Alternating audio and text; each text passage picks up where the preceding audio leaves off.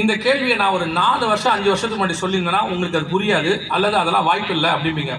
ஏங்க புதைக்கிற இடத்துல நம்ம மூக்கை பொத்துவோமா, அப்படி வாய்ப்பு இருக்குதா அப்படின்னு கேட்டிங்கன்னா, கொரோனா வந்த பிறகு உங்களுக்கு தெரியும், குணத்தை பிதைக்கிறவங்க, அந்த டெட் பாடியை புதைக்கிறவங்கலாம் எப்படி புதைச்சாங்க தெரியுமா?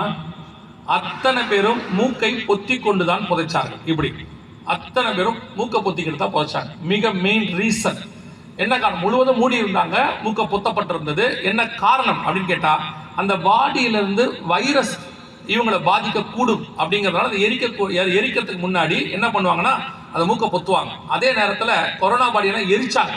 இங்க புதைக்கணும்னு இருக்கு. அப்ப புதைக்கிறதுனா என்ன அப்படின்னா, அதே அதிகாரத்தில் அதே இடத்துல 15வது வசனத்தை வாசி.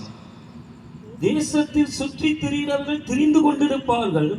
யாராவது ஒருவன் மனுஷனின் எலும்பை காணும் போது புதைக்கிறவர்கள் அதை ஆமோன் கோகுடைய பள்ளத்தாக்களை புதைக்க மட்டும் அதன் அண்டையிலே ஒரு அடையாளத்தை நாட்டுவான். ஒரு எலும்பு பார்த்தா கூட அதுகிட்ட ஒரு மார்க் போடுவாங்களாம். அதை புதைக்கிற வரைக்கும் அதை புதைச்சாச்சா அப்படின்னு போடுவாங்களாம். அதன் அண்டையிலே ஒரு அடையாளம் அப்படின்னா என்ன அர்த்தம்னா, அதை டிஜிட்டலி கண்காணிப்பாங்க இந்த எலும்பு புதைச்சா. ஏன்னா நியூக்ளியர் வார் நடக்கும்போது ஒவ்வொருத்தருடைய உடம்புல இருந்து நியூக்ளியர் கதிர்வீச்சு புறப்படும்.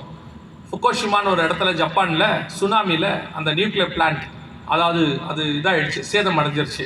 நம்ம தூத்துக்குடியில் இருக்கிறது இல்லையா, இது மாதிரி இதை விட கொஞ்சம் அது சக்தி வாய்ந்தது, அதாவது பவர்ஃபுல். அது உடஞ்சிருச்சு. அப்போ பார்த்தீங்கன்னு சொன்னால், அன்னைக்கு இறந்தவர்களுடைய உடம்பை எரிக்கக்கூடாதுன்னு சொல்லி ஜப்பான் பிரதமர் ஒரு சட்டம் போட்டார். அதாவது அனௌன்ஸ் பண்ணார், யாரையும் எரிக்காதீங்க, புதைச்சிருங்க. காரணம், அதை எரிச்சா அந்த காற்றுல நியூக்ளியர் அந்த காரியம் பரவும்னு சொல்லி புதைக்க சொன்னார். நியூக்ளியர் இதில் எரிஞ்சவங்களை எரிக்க மாட்டாங்க, அதை புதைச்சிருவாங்க. இது எசேக்கியேல் புஸ்தகம் 39ஆம் அதிகாரத்தில். புதைக்கும் அளவும் அதன் அண்டையிலே ஒரு மார்க், ஒரு அடையாளத்தை நாட்டுவான். அது மட்டும் இல்லை, அதை புதைக்கிறவர்கள் மூக்கை பொத்தி கொண்டு போவார்கள். ட்ரெஸ்பாசஸ் அப்படின்னு இருக்கும் ஆங்கிலத்தில். அதை கடந்து போகிறவர்கள் அத்தனை பேரும் மூக்கை பொத்தி கொண்டு போவார்கள். இதே கொரோனாவுக்கு முன்னாடி இதை சொல்லியிருந்தோம்னா நீங்கள் நம்பியிருக்க மாட்டீங்க.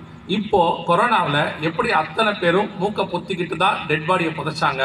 அடுத்து வரக்கூடிய வார், நியூக்ளியர் வார் வரப்போது. எசேக்கியேல் 38, 39 இது 2. இதில் நிறைய விஷயங்கள் ஆண்டவர் சொல்லியிருப்பார். இன்னும் நீங்கள் சகரியாவின் புஸ்தகம் 14ஆம் அதிகாரத்துக்கு நீங்கள் போயிட்டீங்கன்னா 12வது வசனத்தில் எருசலேமுக்கு விரோதமாக கூடிக்கொள்கிறவர்களுக்கு கர்த்தர் வாதிக்கிற வாதையாவது அப்படின்னு இருக்கும். அதில் என்ன இருக்குன்னு பார்த்தீங்கன்னா, அவர்கள் காலூன்றி நிற்கையில் அவர்கள் சதை வாசிங்க பார்ப்போம். 14, 12 சகரியாவின் புஸ்தகம் சொல்லும் போது எடுக்க வேண்டாமா? எருசலேமுக்கு விரோதமாக யுத்தம் பண்ண, எருசலேமுக்கு விரோதமாக, இப்ப எருசலேமுக்கு விரோதமாக யுத்தம் ஆரம்பிக்க போகுது. எருசலேமுக்கு விரோதமாக யுத்தம் பண்ண எல்லா ஜனங்களையும் கர்த்தர் வாதிக்கும் வாதையாவது, அவர்கள் காலூன்றி நிற்கையில் அவருடைய சதை அழிந்து போகும். நிற்கும் போதே சதை அழிகிறோம். அவர்கள் கண்கள் தங்கள் குழிகளிலே கெட்டு போகும். பார்த்துட்டு இருக்கும் போதே கண்ணு குழி கெட்டு போயிடும். அவர்கள் நாவு அவர்கள் வாயிலே அழுகி போகும். இது ரேடியேஷன் பாதிக்கப்படுறதை குறித்து முழுக்க நியூக்ளியர் வாரை குறித்து வேதம் 2500 வருஷங்களுக்கு முன்பாக மிக தெளிவாக எழுதி வச்சிருக்கு. எசேக்கியேல் 38, 39, சகரியா 14.